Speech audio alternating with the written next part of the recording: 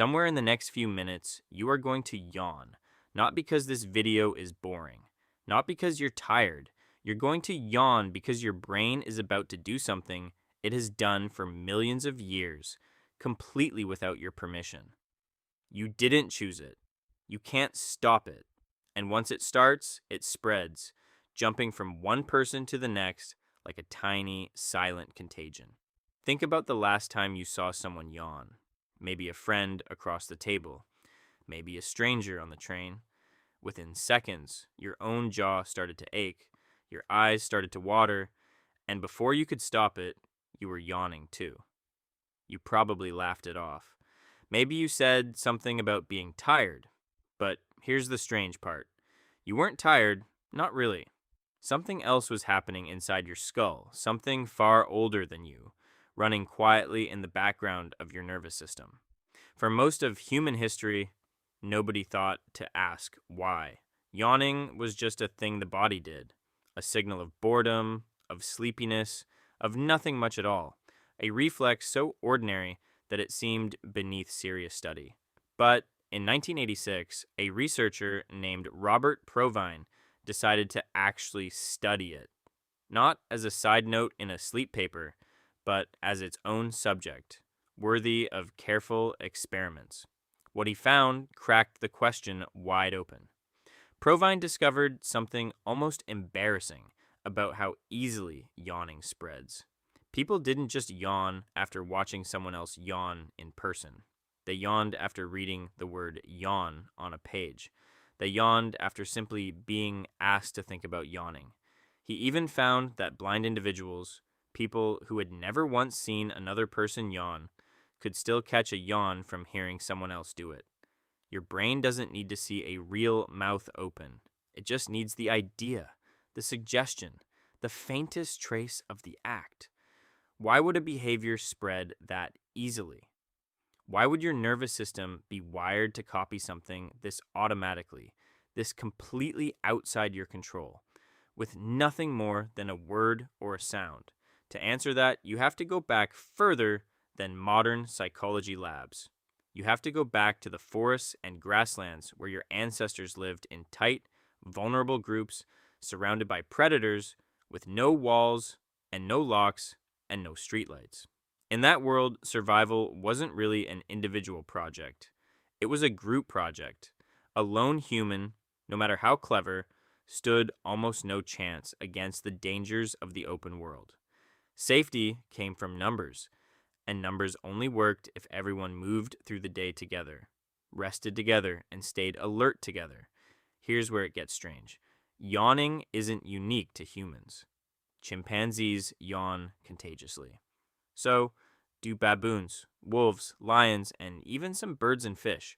In 2011, researchers Matthew Campbell and Franz de Waal studied chimpanzees and found something revealing.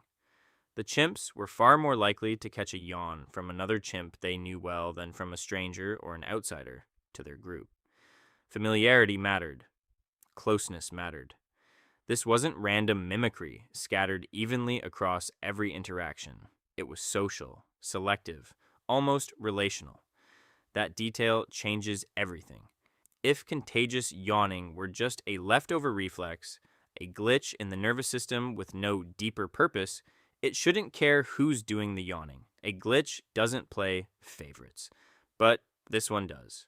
It cares enormously about who's in your circle and who isn't. And that single fact points toward something far deeper than tiredness. It points toward empathy. Empathy, in plain terms, is your brain's ability to model what someone else is feeling, almost like running a quiet simulation of their internal state inside your own head. When you watch someone yawn, a part of your brain doesn't just observe it from a distance, it rehearses it. It steps into their shoes for a fraction of a second, mirroring their fatigue, their boredom, their physical state, as if it were happening to you instead of them. This is why a 2003 study by Stephen Platek found something fascinating about who catches yawns and who doesn't. People who scored higher on tests of self-awareness, the ability to recognize themselves in a mirror and reflect clearly on their own mental states were significantly more likely to catch a yawn from someone else. The people most tuned in to their own minds were also the most tuned in to other people's minds. Self-awareness and social awareness, it turned out, were two sides of the very same coin, wired together somewhere deep in the brain. And then there's the children. In 2007, researcher Atsushi Senju studied contagious yawning in children with autism spectrum disorder. What he found was striking. These children were significantly less likely to catch a yawn after watching someone else do it, even though their bodies were perfectly capable of yawning on their own, completely unprompted. The mechanism wasn't broken. The hardware worked fine. The social trigger simply wasn't firing the same way it does in most other children. There's another wrinkle worth sitting with. Researchers studying age and yawning have found that the tendency to catch a yawn from someone else tends to fade as people get older. Young children rarely catch yawns at all in the first few years of life, almost as if the social wiring hasn't fully come online yet. The contagion effect strengthens through childhood, peaks somewhere in early adulthood, and then slowly weakens again later in life. Your susceptibility to someone else's yawn, in other words, seems to track the years when social bonding and group belonging matter most for survival and reproduction. That's not proof of anything on its own, but it fits the pattern a little too neatly to ignore. Put these pieces together and a picture starts to form. Yawning may have started as a simple physical reflex, something to do with regulating brain temperature or boosting alertness when oxygen levels dipped. But somewhere along the long evolutionary road, your ancestors' brains hijacked that reflex and turned it into something else entirely. A silent signal, a way of synchronizing an entire group without saying a single word, without any language at all. Picture a small band of early humans resting in the shade after a long, exhausting day of foraging and walking. One person yawns, signaling fatigue, signaling that it might be time to settle down, to rest, to lower the group's guard together rather than separately in scattered, vulnerable pockets. If yawning spreads through the group, everyone shifts into the same state at roughly the same time. Alertness drops together. Rest begins together. Watch begins together when it's needed, with fresh eyes taking over while others sleep. A scattered group of individuals starts behaving like a single coordinated organism, breathing in rhythm with itself. That's not a small advantage.